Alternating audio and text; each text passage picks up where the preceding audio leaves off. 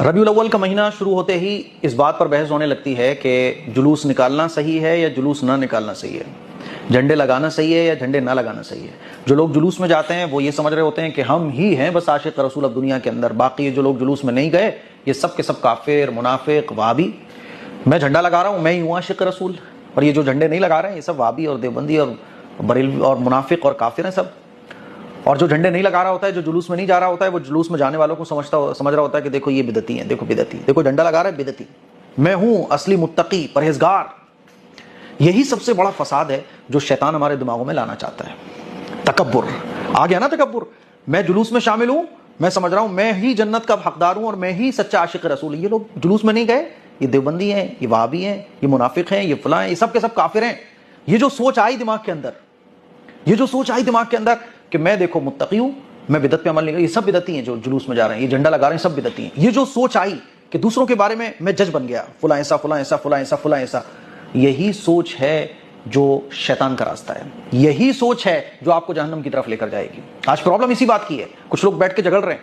झगड़ा किस बात पे चल रहा है कि जुलूस निकालना चाहिए कि नहीं निकालना चाहिए, झंडा लगाना चाहिए कि नहीं लगाना चाहिए। पूछ लिया उनसे कि भाई बताओ पहला कलमा क्या है, तो पहला कलमा ठीक से सुनाने के काबिल नहीं, नमाज के फर्ज ठीक से उनको याद नहीं, नमाज की सुन्नतें उनको ठीक से याद नहीं, वुजू के फर्ज, गुस्ल के फर्ज उनको ठीक से याद नहीं। और बहस किस पे चल रही है कि वो काफिर है और असली सुन्नी और असली सच्चे आशिक रसूल में हम हैं। प्रॉब्लम आजकल यही है कि हम और आप खुद को नहीं देखते, दूसरों को देखते हैं। अच्छा वो मैं, क्योंकि हम खुद को समझ रहे हैं बहुत बड़ा दीनदार, परहेजगार, जन्नत का हकदार तो मैं ही हूं।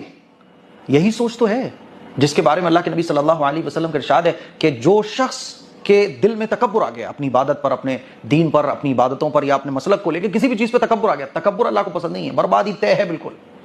तो खुदा के लिए झगड़ों को खत्म करो यार, अपनी जात को देखो कि मैं क्या इस लायक हूं कि मुझे आखिरत के मैदान में कामयाबी मिले, क्या मैं इस लायक हूं कि मेरी कब्र की मंजिल आसान हो जाए, क्या मैं इस लायक हूं कि मैं जन्नत में जाऊं। अगर हर शख्स अपने अंदर गौर करे तो दूसरों के बारे में जज बनना वो भूल जाएगा, खुद अपनी फिक्र करेगा। कुरान में अल्लाह ताला फरमाता है, ए ईमान वालों अपने आप को, अपने घर वालों को जहन्नम की आग से बचाओ। आज तो हम दूसरों को जहन्नम की आग का हकदार बनाते हैं कि तू जहन्नम में जाएगा, तू जहन्नम में जाएगा। मैं तो जन्नती हूं, मैं जुलूस निकाल रहा हूं इसलिए मैं जन्नती हूं। वो कह रहा है मैं जुलूस में नहीं जा रहा हूं, मैं जन्नती हूं, ये तो बिदती है।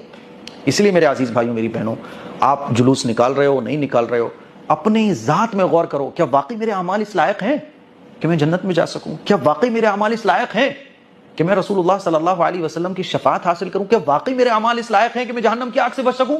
दिल कहेगा अरे यार तूने तो फजर की नमाज नहीं पढ़ी, अरे यार तू तो कुरान तूने 6 महीने से खोल के नहीं देखा। दिल कहेगा, दिल खुद गवाही देगा।